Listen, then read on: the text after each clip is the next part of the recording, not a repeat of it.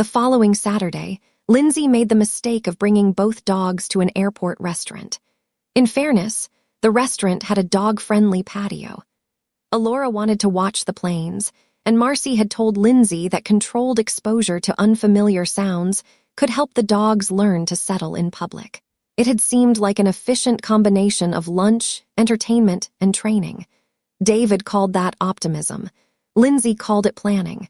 Fred and Daphne called it an opportunity to bark at aircraft. Every time an engine started, Fred jumped against the patio railing. Daphne jumped beside him, whether or not she had seen the plane. When one dog barked, the other joined in until both seemed personally responsible for alerting the restaurant to the continued existence of aviation. At least they looked good. Alora had dressed them again in the matching green shirts from Prince and Paws. Daphne said "That's a frog." Fred's said obviously fake. They had begun the outing with 10 pieces of kibble in each token jar. Getting from the parking lot to the table had required 8 successful choices from Daphne and 7 from Fred.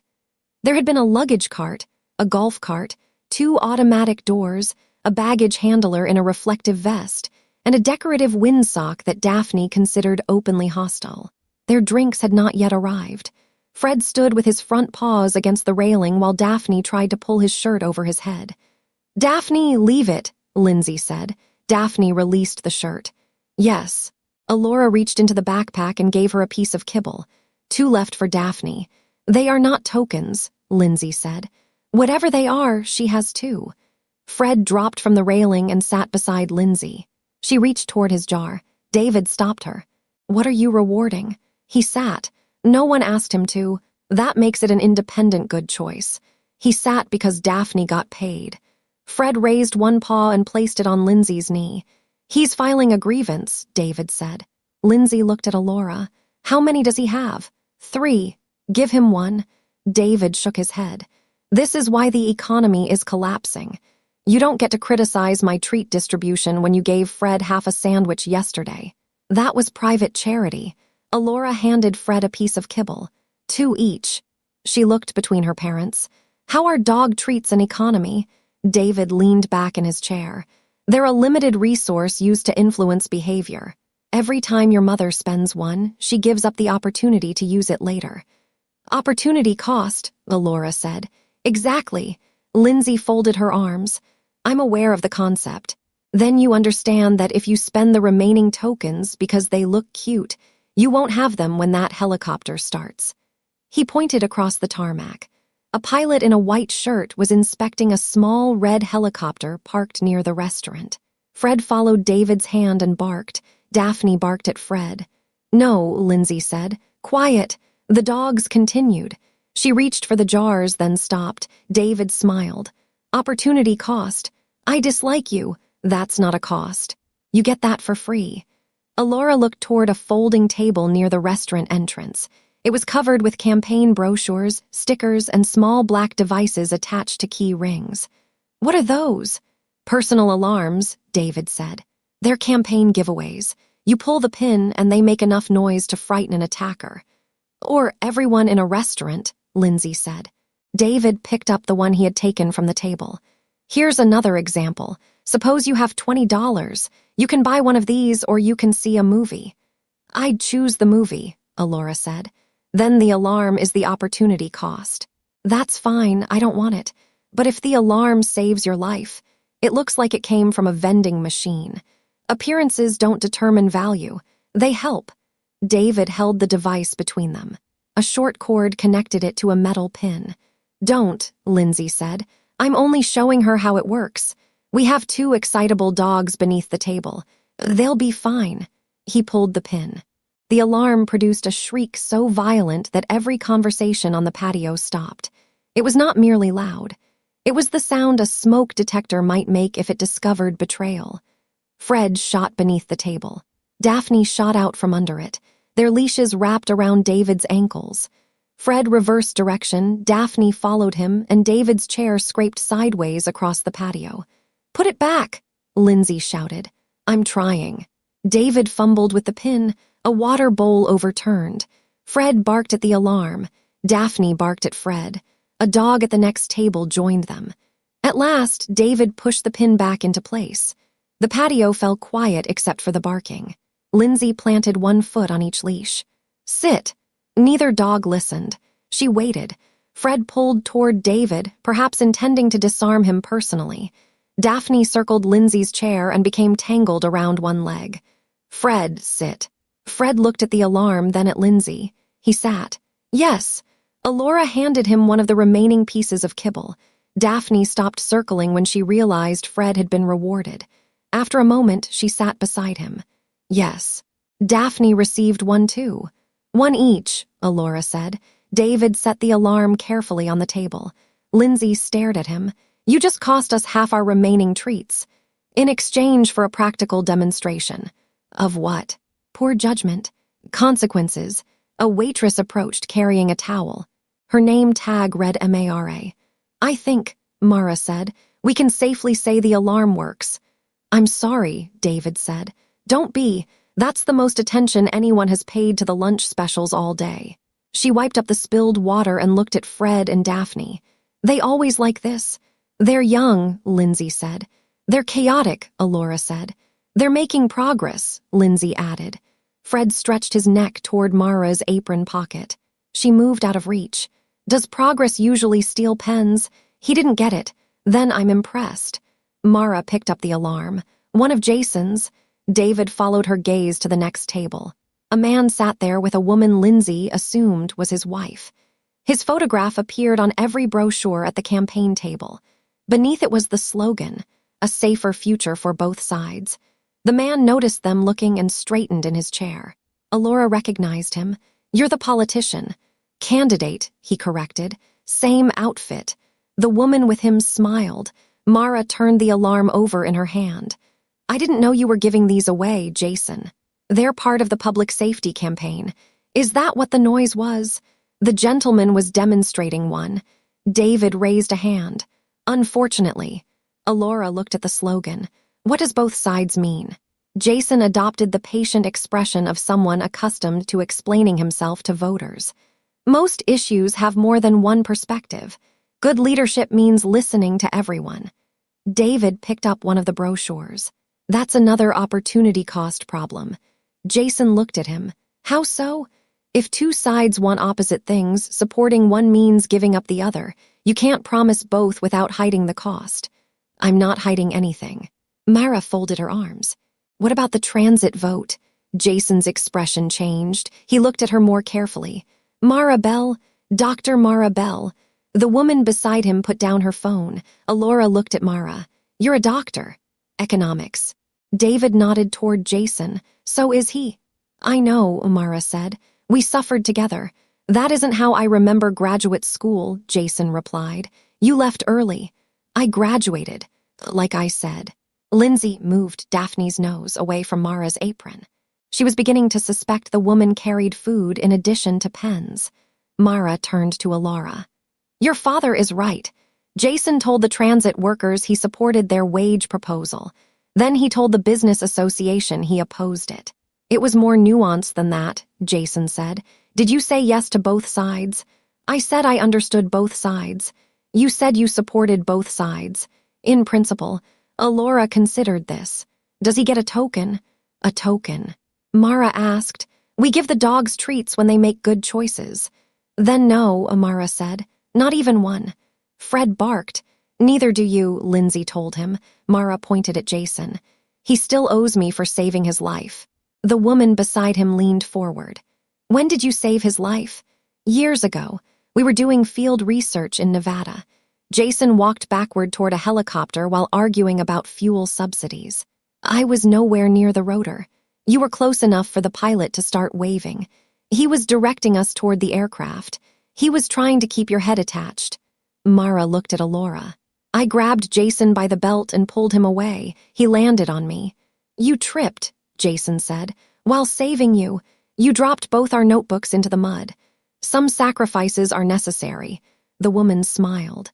"He never told me that story." "Diane," Jason said, "that isn't what happened." Diane's smile broadened. "Of course not."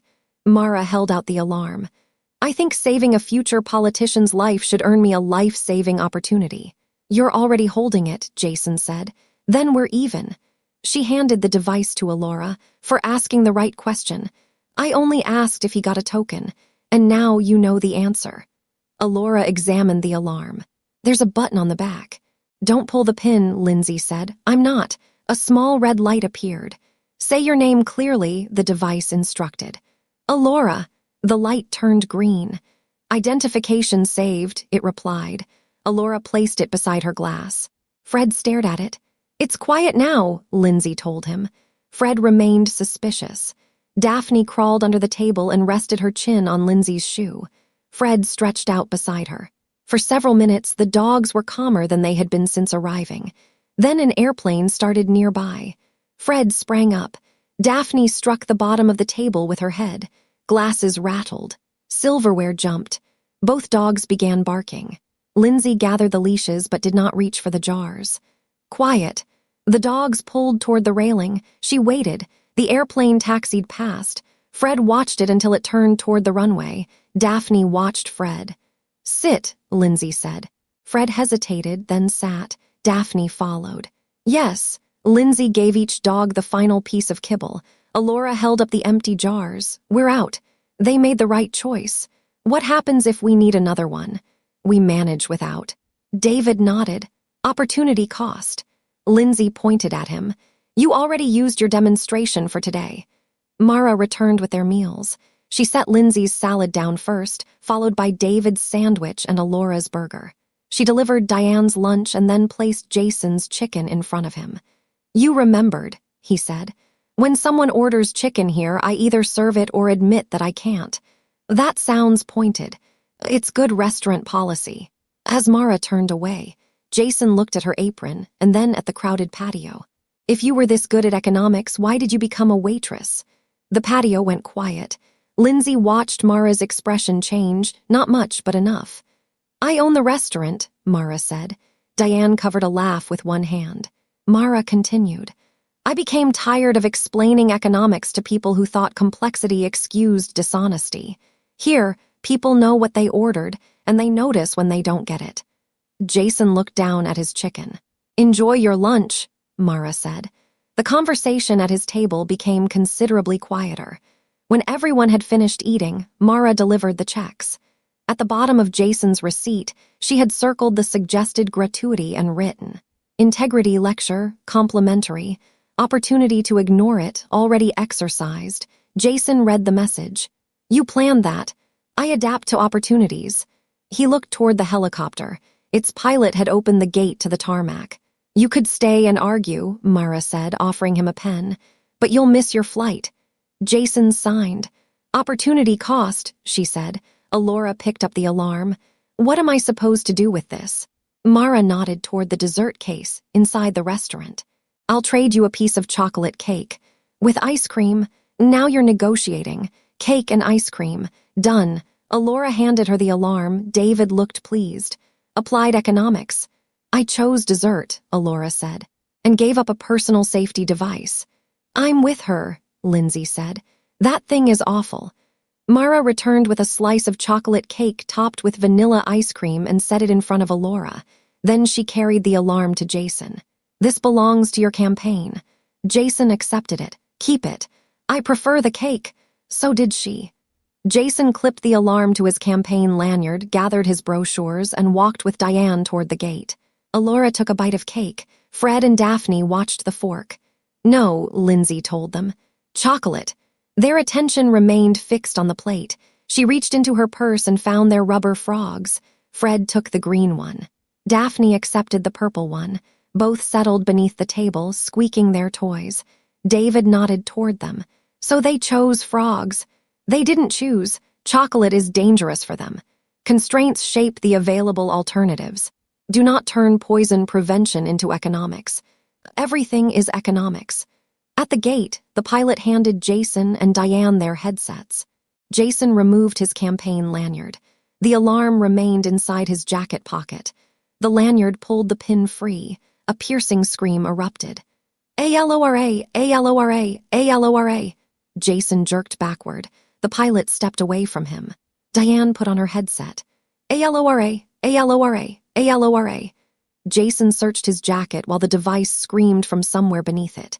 He found the alarm but not the pin, which remained attached to the lanyard in his other hand. Fred exploded.